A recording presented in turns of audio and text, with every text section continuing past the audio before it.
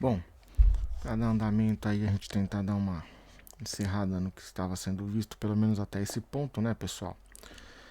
O fim do governo de Dom Pedro I, tá? Primeiro, nesse momento, vamos lembrar que a nossa economia era agroexportadora. Eu já falei isso em outro vídeo. A gente também não tinha uma reforma agrária, tá? Modelo daquele período. Não rolava também abandonar o escravismo. A sociedade daquele momento era escravista, tá? E a renda, ela era concentrada nas mãos de quem? Eu acho que é até bem fácil, né? Das elites, né? Naquele momento. Que era conservadora, tá? A elite era conservadora, a elite brasileira, aliás, sempre foi. Só para deixar bem claro.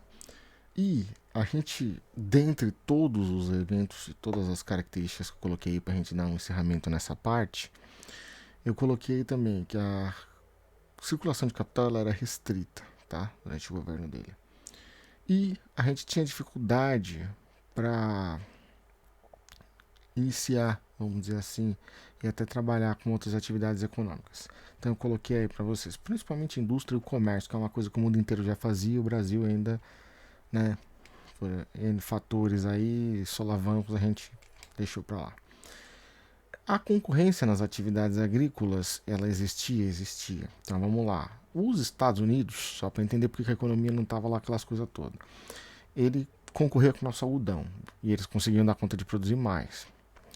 As ilhas do Caribe produziam café, que é uma coisa que o Brasil estava produzindo em grande quantidade. A Argentina concorria com o couro com a gente também produzia. Vamos lembrar, região onde já houve até guerras ali na divisa entre o Brasil e a Argentina, tá? E a Inglaterra com açúcar de beterraba. Muito bem. Eis aí a questão. O Brasil não investiu em outro produto que ele tinha concorria, só para dar esses exemplos aí, com outros concorrentes de peso, tá? Uma coisa, aquela Constituição que eu falei para vocês na outra aula, de 1824, ela causou um problema. Eu já falei no outro vídeo sobre a Noite da Agonia, que o pessoal tentou colocar limites ao poder de Dom Pedro e ele não aceitou e a coisa ficou feia, né? Mandou prender, enfim, mandou exilar e tudo mais aí que vocês forem pesquisar, se lerem o livro texto pelo menos vocês vão ter uma boa ideia do que foi, tá? Ah, eu acho importante dizer que muita gente não aceitava essa visão. A gente tem que levar em consideração que os conservadores apoiavam a monarquia e eram mais, né, pela própria concepção da coisa, aceitavam mais esse tipo de situação. Já os liberais tinham uma visão diferente, eles não gostavam muito desse controle todo. Pelo próprio nome a gente entende isso, é assim até hoje, principalmente por parte do Estado. E aí o que acontece, né? É até estranho, né? A gente vê essas definições mudam o tempo inteiro e hoje a gente vê conservadores e liberais ali atuando prontamente se dizendo no mesmo time, mas nem sempre foi assim, tá? Essa crítica que houve aí ao modelo de governo do Dom Pedro I, já que lá no começo ele era tão aclamado e aqui nos seus últimos dias ele já caminhava, pelo menos do poder no Brasil, para ser assim totalmente questionado, né? Às vezes não na cara, em algumas situações sim, mas enfim, tivemos a Revolução Pernambucana, enfim. Nós tivemos aí alguns grupos que se colocaram contra esse papel dele, controlador. Um deles, tá, foi a tentativa que fizeram lá na Confederação do Equador, que foi uma tentativa né, de ter um governo à parte ali. Quem idealizou isso? Frei Joaquim do Amor Divino, ou Frei Caneca, que é o nome que mais aparece nos livros de história e vocês mais conhecem aí, tá? Muito bem. Nesse modelo, o que eles queriam? Eles queriam um modelo republicano no federalismo, eles não queriam nada tão concentrado, eles queriam ter mais liberdade, poder ter sua própria autonomia, tá? Eles queriam a expulsão dos portugueses, segundo esse modelo que eles propunham aí, tá totalmente afastado e livre do controle do governo brasileiro. Tá? Ela reuniria algumas províncias. Então eu coloquei aí embaixo para vocês: Pernambuco, Paraíba, Rio Grande do Norte, Piauí e possivelmente o Pará. Tá? Não fica. Não estamos assim. Nossa, ela ia fazer parte. indícios, né? Os descontentamentos que se geraram a partir disso, vários, tá? A própria questão da Confederação do Equador, depois vocês podem lá dar uma olhada e ver que era uma tentativa dessa de separação, a coisa funcionar muito mais autônoma, sem o poder, né, do imperador controlando tudo.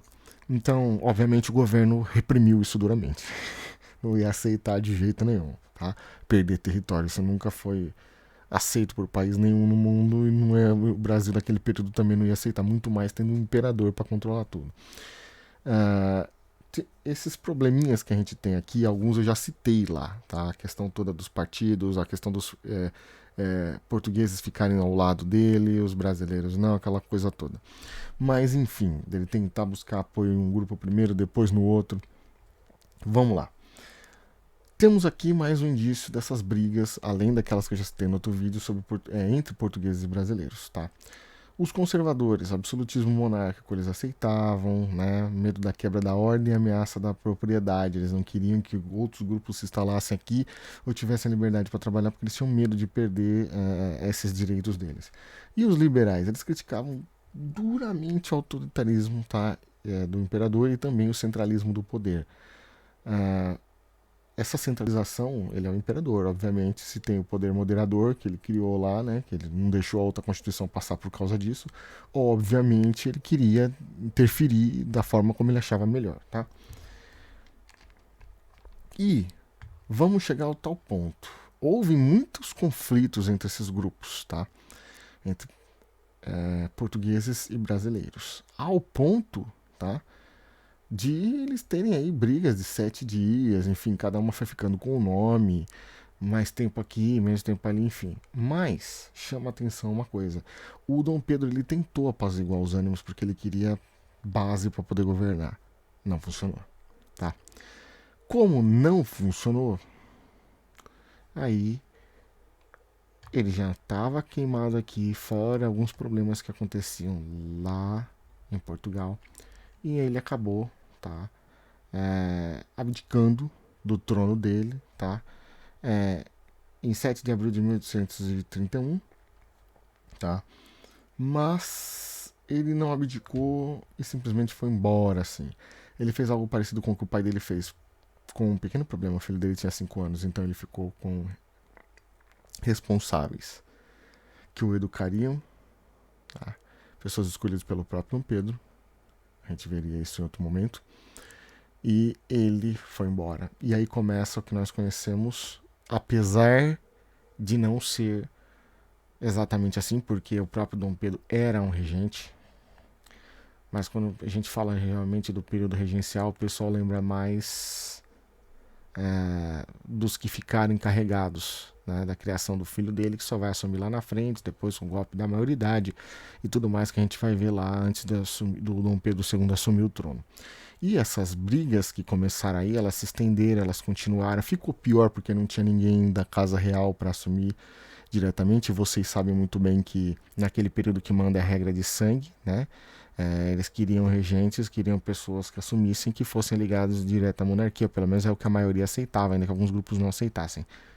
E aí, obviamente, quando colocavam um regente para assumir que não tinha sangue real, a situação ficava meio do tipo: ah, você não fez o que eu quis, mas olha, tá aí, você não tem nem sangue real, por que eu vou te escutar? Então várias revoltas aconteceram nesse meio de caminho aí também, tá? Eu quero que vocês pesquisem então sobre o período regencial. Eu quero que vocês encontrem algumas informações sobre o período regencial para a gente poder discutir. Eu quero que vocês formulem um pequeno texto, tá? Uma pequena pesquisa, textinho pequeno, não precisa ser nada muito grande não, falando um pouco sobre esse período, falando sobre esses conflitos, quais foram os problemas que foram encontrados ali, né? Se o pessoal das províncias mais afastadas aceitavam ou não. Naquela época a gente não tinha o que nós conhecemos como comunidade federativa, a gente tinha as províncias, que é uma organização parecida, mas não é exatamente igual, mas enfim, funciona só para vocês entenderem a grosso modo aí como os estados que a gente fala com minúsculo aí, tá? As unidades federativas. Então, eu quero que vocês me digam se esses estados em volta eles aceitavam, se o pessoal se revoltava ou não, se a galera que se sentia mais excluída travava suas revoltas. Vamos lembrar lá do Sul, que vocês já devem ter visto em série de TV ou coisa do tipo, que vocês já vão ter uma ideia do que está acontecendo aí nesse momento. Beleza, pessoal? Daqui pra frente a gente vai seguir depois e eu espero que vocês aproveitem, pelo menos esse trecho, leiam, tá? Pra gente poder discutir melhor isso depois e se Deus quiser, logo logo estamos saindo dessa e estamos voltando a poder frequentar a aula na escola mesmo, ok? Saúde pra todo mundo, se cuidem, cuidem das suas famílias e vamos lá, né?